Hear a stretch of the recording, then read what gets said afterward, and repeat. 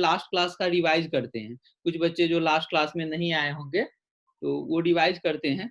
यहाँ पे हम लोग ने कंपनी स्टार्ट किया था, तो कह रहा था company, a company means a company incorporated और रजिस्टर्ड अंडर कंपनी एक्ट 2013 और अंडर एनी अर्लियर एक्ट। यानी कि कंपनी का क्या मतलब है? कंपनी उसको बोलेंगे जो कंपनी एक्ट 2013 में रजिस्टर्ड होगा या तो किसी अदर एक्ट में, अर्लियर एक्ट में रजिस्टर्ड होगा। ऐसा क्यों लिखा है? क्योंकि आप लोग जानते हैं कंपनी एक्ट 2013 से पहले कंपनी एक्ट 1956 था। तो जो कंपनी वहां पे रजिस्टर्ड था, तो ऐसा तो हम लोग नहीं बोल सकते हैं कि वो अब कंपनी नहीं है, तो उसे भी हम लोग को कंपनी बनाना था। तो यहाँ पे क्या लिखे हम लोग? Any other earlier act. यहाँ पे हम लोग लिख दिए एनी अदर अर्लियर एक्ट। यानी कि कंपनी किसको बोलेंगे? जो कंपनी एक्ट 2013 में रजिस्टर्ड हो या तो किसी और अर्लियर एक्ट में रजिस्टर्ड हो। और कंपनी क्या होता है? इंडिविजुअल होता है या आर्टिफिशियल पर्सन होता है, और शेयर रेज करता है, उसके जरिए ये नॉर्मल पब्लिक से पैसे लेता है। हम लोग ऑब्जेक्टिव भी देखे थे, आखिर कंपनी बनाने की जरूरत क्यों पड़ी। पहले प्रोप्राइटरशिप में थे, फिर पार्टनरशिप में थे, तो कंपनी आखिर क्यों बनाने की जरूरत पड़ी?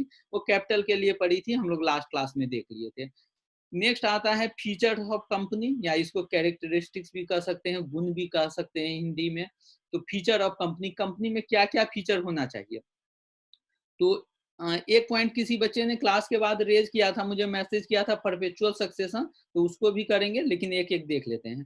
फर्स्ट है बॉडी कॉर्पोरेट। तो बॉडी कॉर्पोरेट यानी कि जो प्रोविजन ऑफ लॉ से रजिस्टर्ड हो, according to provision of law, उसको क्या बोलेंगे? Body corporate. आप लोग ध्यान रखेंगे, कंपनी बॉडी कॉर्पोरेट है, एलएलपी बॉडी कॉर्पोरेट है, लेकिन पार्टनरशिप फॉर्म और प्रोप्राइटरशिप बॉडी कॉर्पोरेट नहीं है। नेक्स्ट है सेपरेट लीगल एंटिटी। तो आप लोग को मैं एग्जांपल दिया था कि आप जब 11th क्लास में फर्स्ट या सेकेंड क्लास ले रहे थे, तो सर बताए होंगे कि बिजनेस और बिजनेसमैन दोनों क्या होता है? अलग अलग होता है।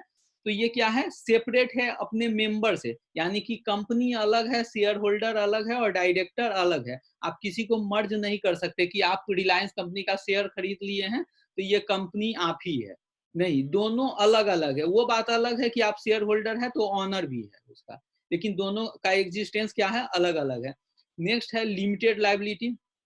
कंपनी का लाइबिलिटी क्या होता है? लिमिटेड होता है। और हम लोग देखे थे प्रोप्राइटरशिप और पार्टनरशिप का लाइबिलिटी क्या होता है? अनलिमिटेड होता है। लेकिन एलएलपी का भी लाइबिलिटी क्या होता है? लिमिटेड होता है। ये मैं कंपेरिजन इसलिए बता रहा हूँ कि अगर डिफरेंस लिखने की जरूरत पड़े एग्जाम में, तो आप लोग सो डेट इजिली डिफरेंस भी लिख सके। नेक्स्ट है परपेचुअल सक्सेशन। यहीं से किसी बच्चे का क्वेश्चन आया था, तो ध्यान से सुनेंगे। परपेचुअल सक्सेशन क्या है? परपेचुअल सक्सेशन में लास्ट लाइन लिखा हुआ है, उसको मैं बोल्ड करके अंडरलाइन कर रहा हूँ।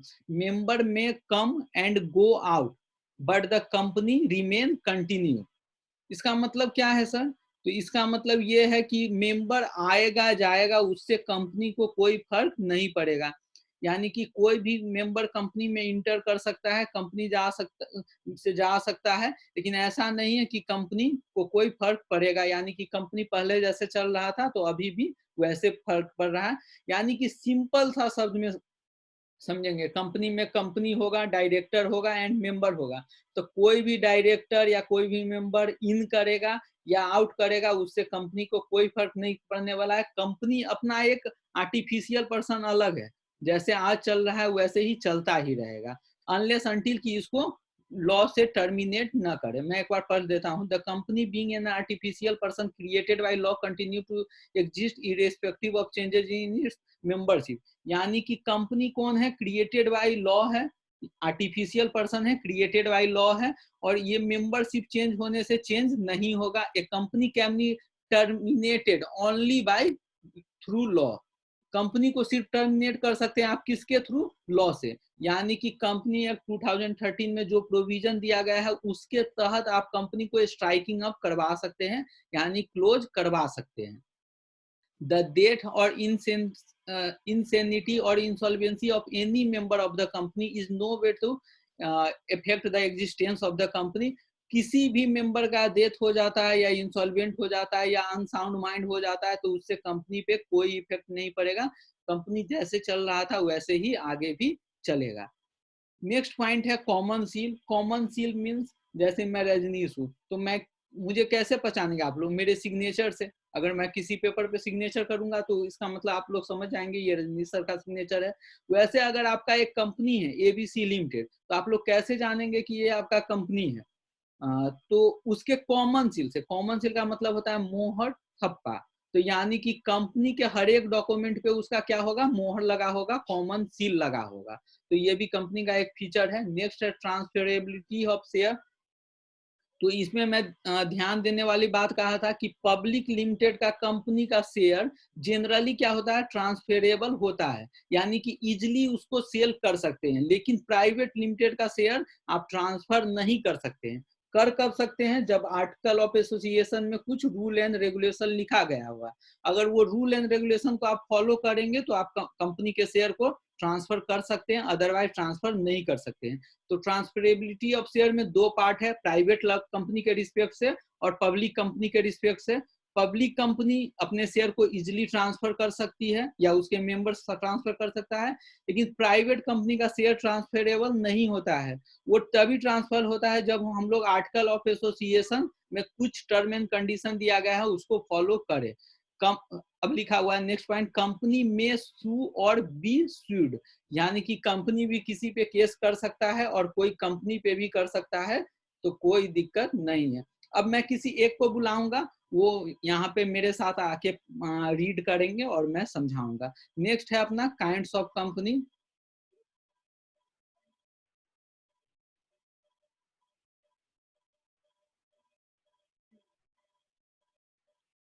आप लोग को यहाँ पे कुछ कलर दिख रहा है क्या?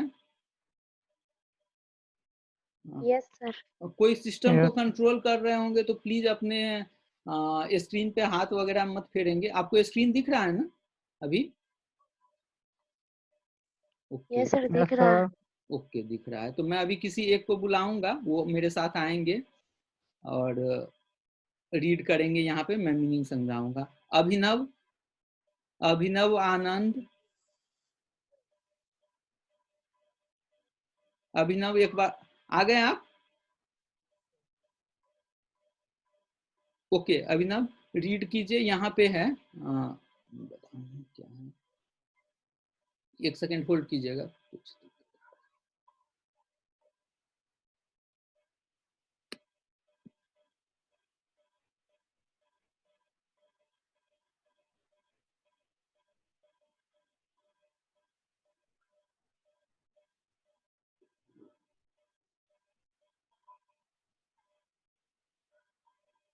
चलिए, यहाँ पे काइंड्स ऑफ कंपनी, तो इसके ऑब्लिक में आप लिख सकते हैं, काइंड्स के ऑब्लिक में टाइप्स ऑफ कंपनी लिखिए।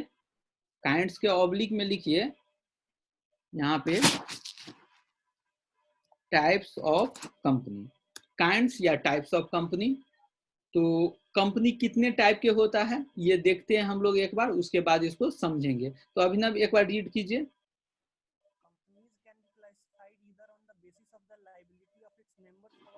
अभिनव आपका ईयरफोन लगता है ठीक से नहीं लगा है, तो आवाज नहीं आ रही है प्रॉपर।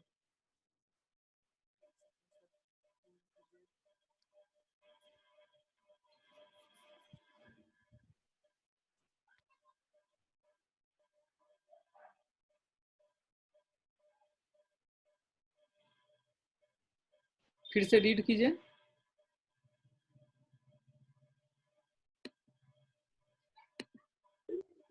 आवाज नहीं आ रहा है सर। अच्छा, आवाज नहीं आ रहा है तो मैं अब आ किसी, रहा है, अब आ रहा है। हाँ अब आ रहा है, ग्रेट। आ रहा है। हाँ अब आ रहा है, रीड कीजिए। बाकी सारा म्यूट कर लेंगे, सिर्फ अभिनव रहेंगे अनम्यूट। अभिनव पढ़िए। Companies can be classified either on the basis of the liability of its members or on the basis of the number of members. यानी कि कह रहा है, जहां पे फुल स्टॉप रहेगा प्लीज पॉज कीजिएगा, मैं समझाऊंगा उसके बाद अगेन आप पढ़िएगा। यहाँ पे कह रहा है कंपनी को can be classified either on the basis of liability of its member, और दूसरा on the basis of number of member. यानी कि मोटे मोटे शब्द में देखे तो इसका टाइप दो है, on the basis of liability, और सेकेंड कौन सा, on the basis of number of member. फिर हम लोग देखेंगे on the basis of liability में कुछ सब पार्ट होगा और on the basis of number of member में कुछ सब पार्ट होगा। यानी कि कंपनी को दो पार्ट में क्लासिफाई कर सकते हैं, on the basis of liability, यानी कि इसका लाइबिलिटी दायित्व को क्या क्या है, और दूसरा on the basis of number of member, इसमें टोटल नंबर ऑफ मेंबर कितने कितने रहेंगे। चलिए आगे चलिए। On the basis of liability of its members, the companies can be classified into the following three categories. यहाँ पे डियर कह रहा है कि on the basis of liability company को 3 पार्ट में कैटेगराइज कर रहे हैं। तो देखिए, पहले कंपनी का 2 टाइप हुआ, on the basis of liability, और दूसरा on the basis of number of member. फिर on the basis of liability में आ रहे हैं तो 3 सब पार्ट है। अब 3 सब पार्ट को एक एक करके देखेंगे। इसके कितने पार्ट है? 3 पार्ट है, तो 3 पार्ट को एक एक करके देखेंगे। चलिए, first Companies limited by shares. चलिए पॉज कीजिए यहीं पे। इन यहाँ मैं बता रहा हूँ, कंपनी लिमिटेड बाय शेयर, यानी कि फर्स्ट टाइप है कंपनी लिमिटेड बाय शेयर, यानी कि लाइबिलिटी शेयर होल्डर का कितने तक रहेगा, जितने तक वो शेयर परचेज करेगा किसी कंपनी में। मैं एग्जांपल देता हूँ, उससे आप लोग ज्यादा अच्छे से रिलेट कर पाएंगे। जैसे हम लोग रिलायंस इंडस्ट्रीज का 1 लाख रुपए का शेयर ले लिए, तो वहां पे हमारा लाइबिलिटी मैक्सिमम कहाँ तक जाएगा? 1 लाख रुपए तक। ऐसा नहीं है कि अगर एक वो रिलायंस कंपनी डूब गया तो कल को अंबानी जी हमको कॉल करेंगे कि भैया आप शेयर होल्डर थे यानी मालिक थे, तो आप और पैसा दे दीजिए। नहीं, हम लोग कहाँ तक के लिए लाइबल है? अपने शेयर के तक के, यानी कि 1 लाख का किसी कंपनी में हम शेयर खरीदे हैं तो हमारा लाइबिलिटी कहाँ तक है? 1 लाख तक है, उससे आगे का लाइबिलिटी हमारा नहीं है। तो एक बार पढ़ लीजिए क्या कह रहा है। In this case, the liability of its members is limited to the extent of the nominal value of shares held by them. यहाँ कह रहा है कि किसी भी शेयर होल्डर का लाइबिलिटी कहाँ तक रहेगा? जहां तक वो शेयर कंपनी में हेल्ड करेगा, यानी कि 1 लाख रुपए तक का नॉमिनल वैल्यू का शेयर हम लोग लेके आगे देखेंगे नॉमिनल वैल्यू क्या होता है। अभी मान लीजिए नॉमिनल वैल्यू, फेस वैल्यू, कोई वैल्यू होता है जिसपे शेयर को परचेज या सेल किया जाता है। तो यानी कि हम लोग 1 लाख रुपए का शेयर लिए हैं तो हम लोग की लाइबिलिटी कहाँ तक रहेगी? 1 लाख रुपए तक रहेगी। कल को रिलायंस कंपनी डूब जाता है, इंसॉल्वेंट हो जाता है, तो हम लोग से ऐसा नहीं कि 1 लाख रुपए से ज्यादा वो कंपनी मांग सकती है। जब मैक्सिमम कहाँ तक पैसे हम लोग दे सकते हैं? 1 लाख रुपए तक, अनपेड अमाउंट तक। आगे चलिए। If a member has paid the full amount of the shares, there is no liability on his part whatsoever may be the debts of the company. अब डियर ध्यान से समझिए, 1 लाख का मान लेते हैं कि हम रिलायंस का शेयर परचेज किए और 1 लाख रुपए कंपनी को दे चुके हैं उसके बदले में, तो अब कंपनी हमसे कोई भी पैसा नहीं मांग सकती है। यानी कि हमारे ऊपर अब कंपनी का कोई भी लाइबिलिटी नहीं था। जितना लाइबिलिटी था 1 लाख रुपए का, वो हम लोग पहले ही पे कर चुके हैं। तो कंपनी को कोई भी हक नहीं है कि हमसे वो फिर से क्या मांगे? पैसा मांगे। आगे चलिए।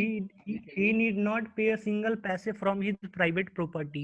हम लोग अपने पर्सनल प्रॉपर्टी में से या प्राइवेट प्रॉपर्टी में से, कहा जाए तो हमारा घर हुआ, जैसे हुआ, तो उसमें से हम लोग एक भी पैसा पे नहीं करेंगे। कंपनी को 1 लाख रुपया देना था, वो हम लोग दे चुके हैं। और मैक्सिमम कहाँ तक का लायबिलिटी है? 1 लाख का, यानी कि जितने अमाउंट का हम शेयर लिए हैं वहां तक।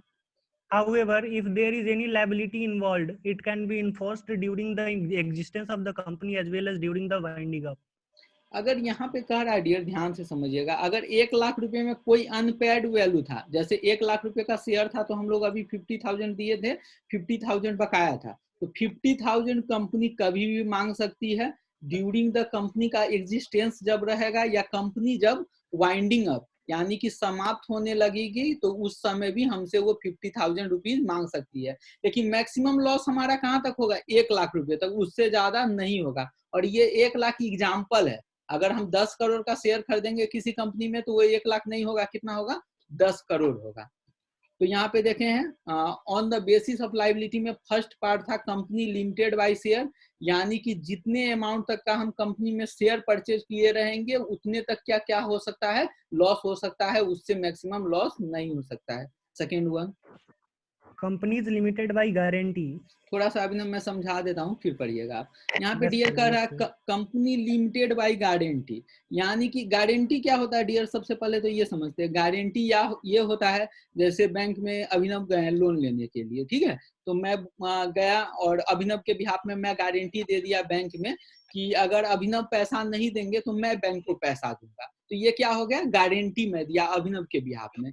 तो वैसे ही क्या होता है डियर, जब शेयर हम खरीदते हैं तो या कंपनी में जब मेंबर बनते हैं तो अगर वहां पे शेयर का पैसा नहीं देते हैं तो हम लोग एक गारंटी दे देते हैं कि कंपनी का अगर वाइंडिंग अप होगा, अगर कंपनी बंद होने के सिचुएशन में आएगी तो हम लोग सपोज दैट कि 10 लाख रुपए कंपनी को देंगे तो हमारा लायबिलिटी कहाँ तक रहेगा, मैक्सिमम 10 लाख तक रहेगा। अगर गारंटी हम 1 करोड़ का देंगे तो 1 करोड़ तक का लायबिलिटी रहेगा। यानी कि गारंटी का मतलब है जितने तक का गारंटी हम कंपनी को देंगे कि वाइंडिंग अप में हम इतना पैसा तक आपको देंगे, तो हमारा लायबिलिटी मैक्सिमम कहाँ तक रहेगा, गारंटी अमाउंट तक रहेगा। पढ़ लीजिए एक बार in this case. In this case, the liability of its members is limited to the amount they undertake to contribute in the event of the company being wound up. wound up। तो ये dear कह रहा है कि winding up का situation आएगा तो जहां तक हम कंपनी को बोले हुए हैं कि हम कंट्रीब्यूट करेंगे यानी कि देंगे, तो हमारा लायबिलिटी क्या होगा, वहीं तक एग्जिस्ट रहेगा। यानी कि मैं अगर किसी कंपनी को बोलता हूँ, रिलायंस को, अगर मैं 10 लाख तक आपको दूंगा बाइंडिंग अप के सिचुएशन में, तो हमारा लायबिलिटी कहाँ तक रहेगा, 10 लाख रुपीज तक रहेगा। कंपनी ये नहीं कर सकती कि आप 10 लाख 1 रुपये दे देंगे, जहां तक हम गारंटी दिए हुए हैं वहीं तक लेंगे। इसको समझ सकते हैं जैसे अभिनव बैंक से 1 लाख रुपये लोन लिए, तो मैं गारंटी दिया हूं तो मुझसे बैंक अभिनव अगर पैसा नहीं देंगे तो 1 लाख रुपए ले सकते हैं मैक्सिमम। ऐसा नहीं कि वो अपने मन से 1,10,000 रुपया लेगा, जहां तक हम गारंटी दिए हैं वहीं तक बैंक पैसा ले सकता है। आगे चलिए 10। Thus, the liability of the members will arise only in the events of its winding up. यहाँ पे ध्यान दीजिएगा डियर, ये सिर्फ लायबिलिटी हमारा कब आएगा, वाइंडिंग अप के सिचुएशन में। अगर कंपनी वाइंडिंग अप यानी कि समाप्त होने के कगार पे आ जाएगी तभी मेंबर का लायबिलिटी आएगा। अगर ड्यूरिंग द ईयर अगर कंपनी एग्जिस्टेंस करता रहेगा यानी कि कंपनी काम चल रहा है, तो ऐसा नहीं कर सकता कि सैलरी देने के लिए पैसा कम पड़ रहा है तो आप लोग क्या कीजिए, मुझे 1 लाख रुपये दे दीजिए, आप गारंटी दिए। नहीं, कंपनी ऐसा नहीं कर सकती। कंपनी का जब वाइंडिंग अप होने लगेगा यानी कि कंपनी क्लोज होने लगेगा तो उस समय कंपनी हमसे पैसा मांग सकती है। नेक्स्ट क्या है, Unlimited companies. डियर ध्यान से समझेंगे, हम लोग कंपनी के फीचर में पढ़े थे, कंपनी के फीचर में पढ़े थे लिमिटेड लायबिलिटी, कंपनी के फीचर में पढ़े थे लिमिटेड लायबिलिटी, और यहाँ पे क्या बोल रहा है, टाइप्स में बोल रहा है अनलिमिटेड कंपनी, यानी कि अनलिमिटेड लायबिलिटी वाली कंपनी। तो ये तो कॉन्ट्राडिक्ट आपस में कर रहा है। नहीं डियर, क्या होता है, कंपनी का लायबिलिटी लिमिटेड भी रहता है सारे सर्कमस्टांसेस में। कंपनी एक्ट 2013 में एक प्रोविजन दिया गया है अनलिमिटेड कंपनी का, यानी कि अनलिमिटेड लायबिलिटी वाली कंपनी का, लेकिन इंडिया में अभी तक ऐसा कोई कंपनी एग्जिस्ट नहीं है। हाँ, ऑल्दो ये फॉरेन में जैसे अमेरिका वगैरह है तो वहां पे अनलिमिटेड कंपनी बनता है। अनलिमिटेड कंपनी मींस अगर लॉस होता है तो इनकेस क्या करेगा, मेंबर अपने प्राइवेट प्रॉपर्टी या पर्सनल प्रॉपर्टी से भी पैसा दे सकता है। लेकिन यहाँ पे थ्योरेटिकली हम लोग को पढ़ना है, लेकिन ऐसा कोई कंपनी अभी क्या है इंडिया में एग्जिस्ट नहीं है। एक बार पढ़ लेते हैं। When there is no limit on the liability of its members, the company is called an unlimited company. यहाँ पे कह रहा है डियर, अगर कोई भी लिमिट लायबिलिटी का नहीं हो तो उसको क्या बोलेंगे, अनलिमिटेड कंपनी या अनलिमिटेड लायबिलिटी कंपनी भी बोल सकते हैं। आगे चलिए। When the company's property is not sufficient to pay off its debts, the private property of its members can be used for the purpose. Dear, unlimited liability का feature हम लोग जानते हैं, मतलब जानते हैं कि अगर मेंबर कंपनी अगर डेब्ट को पे ऑफ नहीं कर पाए, पूरा पैसा नहीं दे सके, तो उस सिचुएशन में क्या हो सकता है, मेंबर का पर्सनल प्रॉपर्टी से भी पैसा दे सकता है। लेकिन ध्यान रखिएगा, ये हम लोग थ्योरेटिकल पढ़ रहे हैं, ऐसा कोई भी कंपनी अभी इंडिया में एग्जिस्ट में नहीं है, एग्जिस्टेंस में नहीं है। ऑल्दो ये लॉ कंपनी एक्ट 2013 परमिट करता है कि आप बना सकते हैं अनलिमिटेड कंपनी, लेकिन ऐसा कोई भी कंपनी इंडिया में एग्जिस्टेंस में नहीं है। आगे चलिए। In other words, the creditors can claim their dues from its members. कह सकते हैं कि आप अनलिमिटेड लायबिलिटी है तो मेंबर से भी क्लेम कर सकता है। अगर लिमिटेड लायबिलिटी वाली कंपनी होती तो वहां मेंबर से नहीं कर सकता है, वहां पे सिर्फ और सिर्फ किससे पैसा मांग सकता है, कंपनी से मांग सकता है। आगे चलिए। Such companies are not found in India even though permitted by the Companies Act. यहाँ पे कह रहा है डियर, मैं इसको बोल्ड करता हूँ और ये शेयर भी करूंगा आप लोग के साथ। यहाँ पे कह रहा है कि ये कंपनी क्या है, इंडिया में फाउंड नहीं है, मतलब इंडिया में अभी तक एग्जिस्टेंस में नहीं है। ऑल्दो ये परमिटेड किससे है, कंपनी एक्ट 2013 से कि आप लोग बना सकते हैं, लेकिन ये परमिट यहाँ पे इंडिया में कोई भी कंपनी ऐसा आप देख नहीं सकते हैं। मैं अगर चाहूँ आपको, जैसे मैं रिलायंस इंडस्ट्री बोलता हूँ या कोई भी बोलता हूँ, तो आप पूछेंगे सर अनलिमिटेड कंपनी का एग्जांपल दे दीजिए, कौन सी कंपनी है, तो मैं आपको नहीं बता सकता हूँ क्योंकि इंडिया में ऐसा कोई कंपनी है ही नहीं। ठीक है डियर, तो यहाँ पे क्विक रिकैप करते हैं। On the basis of liability, जो लोग पहले से पढ़े हुए हैं तो प्लीज आप समझेंगे कि आपका रिवीजन दोबारा हो रहा है। जो लोग नहीं पढ़े हैं तो उनके लिए बहुत अच्छी बात है, जो पढ़े हैं तो उनके लिए और भी अच्छी बात है कि उनका रिवीजन हो रहा है। और ये हार्डली 2 से 3 क्लास और लगेगा इंट्रोडक्शन में, और फिर हम प्रैक्टिकल प्रॉब्लम पे आ जाएंगे। लेकिन ये जो इंट्रोडक्शन है ये बहुत इंपॉर्टेंट है, और खासकर जब ऑब्जेक्टिव आएगा या शॉर्ट क्वेश्चन आएगा तो 1-2 नंबर में ये सब पूछ सकता है, तो आप लोग बड़े ध्यान से पढ़ेंगे। और ये टर्म अभी जो पढ़ रहे हैं तो अभी ही नहीं यूज होगा, ये आप सीए करने जाएंगे वहां भी यूज होगा, सीएस में भी यूज होगा, सीएमए में भी यूज होगा, आप बीकॉम करेंगे, एमकॉम करेंगे, यानी कि कंपनी का कहीं भी कॉन्सेप्ट आएगा तो वही यही कॉन्सेप्ट आने वाला है। ऐसा नहीं कि एमकॉम में कंपनी का मतलब कुछ और हम पढ़ेंगे, एमकॉम में भी यही पढ़ेंगे। ठीक है ना। और एमकॉम में या फिर सीए फाइनल में आप जाएंगे तो आप कहीं पे क्लासेस नहीं लेंगे, आप सेल्फ से ही करेंगे, तो बड़ी ध्यान से समझिए ये सब। और तो यहाँ पे डियर कह सकता है कि कंपनी कितने टाइप के होते हैं। अनुकृति प्लीज आप म्यूट कर लीजिए।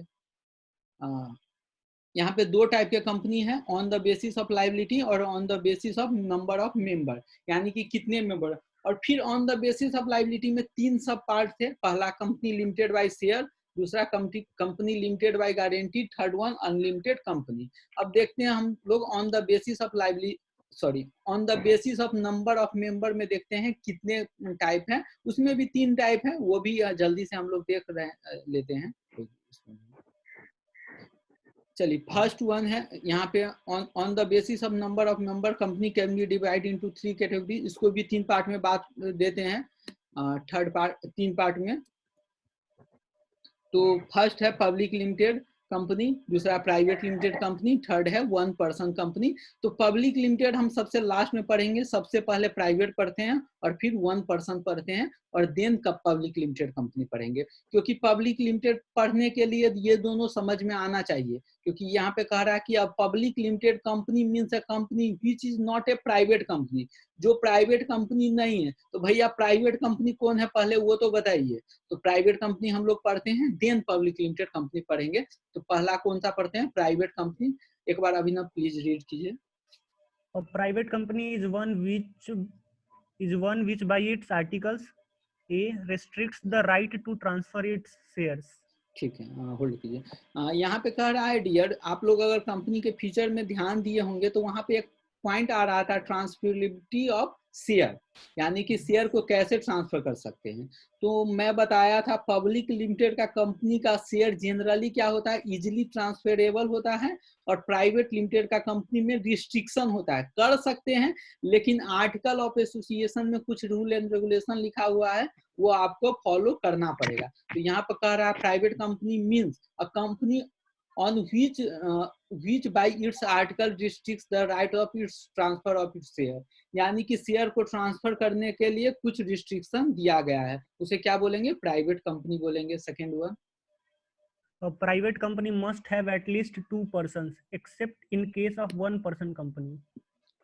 यहाँ पे डियर कह रहा है प्राइवेट लिमिटेड कंपनी में एट लीस्ट, यानी कम से कम कितने पर्सन होना चाहिए, 2 पर्सन होना चाहिए, तभी आप प्राइवेट लिमिटेड फॉर्म कर सकते हैं। Accept in case of 1 person company, 1 person company में तो नाम से ही पता चल रहा है एक मेंबर रहेगा, तो 1 पर्सन कंपनी में 1 मेंबर रहेगा, 1 पर्सन भी प्राइवेट लिमिटेड होता है, इसीलिए यहाँ पे एक्सेप्ट लिखा हुआ है। लेकिन जनरली प्राइवेट लिमिटेड कंपनी में कितने मेंबर चाहिए, हमें कम से कम 2 मेंबर चाहिए। Third one, Limits the number of its members to 200 excluding its employees.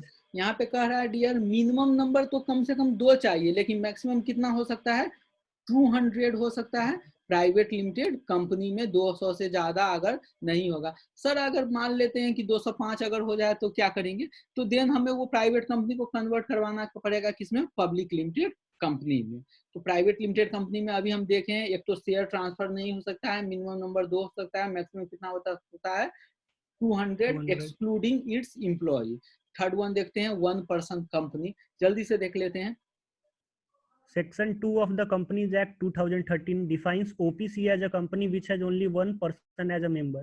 OPC means dear 1 person company. तो यहाँ पे कह रहा है ओपीसी कंपनी मीन्स क्या होता है, 1 पर्सन कंपनी, जो कि कंपनी एक्ट 2013 में या उसका रूल 2014 में फ्रेम किया गया है, उसके अंडर इसमें कुछ फीचर्स है जैसे ABC, ये कुछ पॉइंट कंटेन करना चाहिए। पढ़ लीजिए अभिनव। Only a natural person being an Indian citizen and resident in India can form one person company. यहाँ पे कह रहा है डियर सिर्फ नेचुरल पर्सन, नेचुरल पर्सन कैसे, जैसे हम और आप लोग जैसे हैं, तो सिर्फ नेचुरल पर्सन ही कंपनी फॉर्म कर सकता है इंडिया में, और वो भी क्या होना चाहिए, रेसिडेंट होना चाहिए। अगर बाहर का कोई आएगा ऑस्ट्रेलियन सिटीजन कि हम लोग यहाँ पे कंपनी 1 पर्सन फॉर्म कर ले, तो वो फॉर्म नहीं कर सकता है। Second one, It cannot carry out non-banking financial investment activities. यहाँ पे dear non banking financial investment activity को शॉर्ट फॉर्म में बोलते हैं NBFC, यानी कह रहा है कि ये NBFC का काम नहीं कर सकती। NBFC छोटा मोटा बैंक होती है जो लोन देती है और लोन लेती है, तो 1 पर्सन कंपनी है तो आप ये काम नहीं कर सकते हैं। थर्ड वन कह रहा है, मैं जल्दी से कर देता हूँ, it's paid up share capital not more than 50 lakh, यानी कि paid up share capital maximum कितना होना चाहिए, 50 लाख होना चाहिए। It's average annual turnover, average means क्या, एवरेज मींस यानी कि 3 ईयर का एवरेज दिया है, तो टोटल डिवाइडेड बाय 3, तो वो कितना से एक्सीड नहीं करना चाहिए, 2 करोड़ से एक्सीड नहीं करना चाहिए, तो उसको क्या बोलेंगे, 1 पर्सन कंपनी। अब फर्स्ट में आता है, एक्चुअली टाइम कम है इसलिए मैं जल्दी से करवा रहा हूँ, 2 मिनट के बाद हम लोग टाइम आउट हो जाएंगे, हम लोग बाहर चले जाएंगे।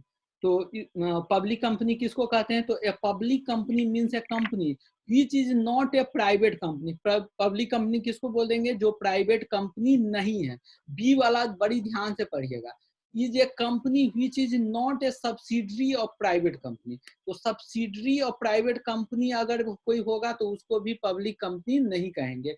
सब्सिडरी कौन होता है सर, सब्सिडरी वो होता है, 2 कंपनी होता है, जैसे ABC लिमिटेड और XYZ लिमिटेड। अगर XYZ लिमिटेड का 51% से शेयर से ज्यादा ABC खरीद लेगी तो वो हो जाएगी होल्डिंग कंपनी और XYZ हो जाएगी सब्सिडरी कंपनी। तो कह रहा है कि सब्सिडरी कंपनी भी नहीं होना चाहिए, तो वो प्राइवेट कंपनी का सब्सिडरी भी नहीं होना चाहिए, तो वो पब्लिक कंपनी नहीं होगा। आज यहीं रखते हैं, यहीं तक रखते हैं, मैं आपको नोट शेयर कर दूंगा, और कल संडे है और फिर मंडे को अपने टाइम से मिलते हैं हम लोग, ठीक है।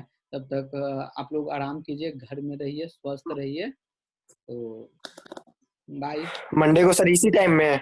नहीं, मंडे को डियर अपना शेड्यूल मैं शेयर कर दूंगा, अगर इस टाइम में होगा तो मैसेज आएगा, ठीक है ना, नहीं तो मैं शेड्यूल तब तक मंडे को ग्रुप में शेयर हो जाएगा, ठीक है जी ठीक, जी सर, प्रणाम सर। ठीक है, बाय।